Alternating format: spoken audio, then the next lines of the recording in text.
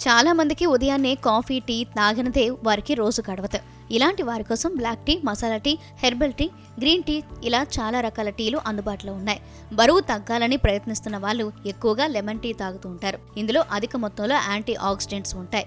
అందుకే దీన్ని తీసుకుంటే ఆరోగ్యానికి మంచిదని భావిస్తారు. పాలతో చేసే టీ కంటే లెమన్ టీ చాలా మంచిది. కానీ లెమన్ టీ అస్సలు తాగకూడదంటున్నారు ఆరోగ్య నిపుణులు. నిమ్మకాయలో యాంటీ ఆక్సిడెంట్లు పుష్కలంగా ఉంటాయి. నిమ్మకాయలో విటమిన్ సి ఎక్కువగా ఉంటుంది. కాబట్టి పంటి నొప్పి సమస్య ఉన్నవారు లెమన్ టీ తాగవద్దంటున్నారు. దీనివల్ల పంటి ఎనామిల్ పాడవడమే కాకుండా దంతాల నష్టానికి దారితీస్తుంది. అసిడిటీ సమస్య ఉన్నవాళ్ళు లెమన్ టీ తాగకూడదు. తాగితే కడుపులో అసిడిటీ ఇంకా ఎక్కువ అవుతుంది.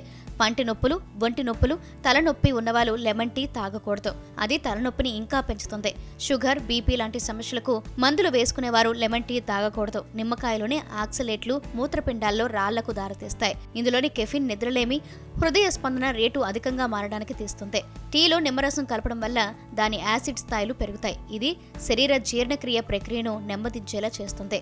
గుండెల్లో మంట, యాసిడ్ రిఫ్లెక్స్, ఉబ్బసం, మలబద్ధకం సమస్యని కలిగిస్తుంది.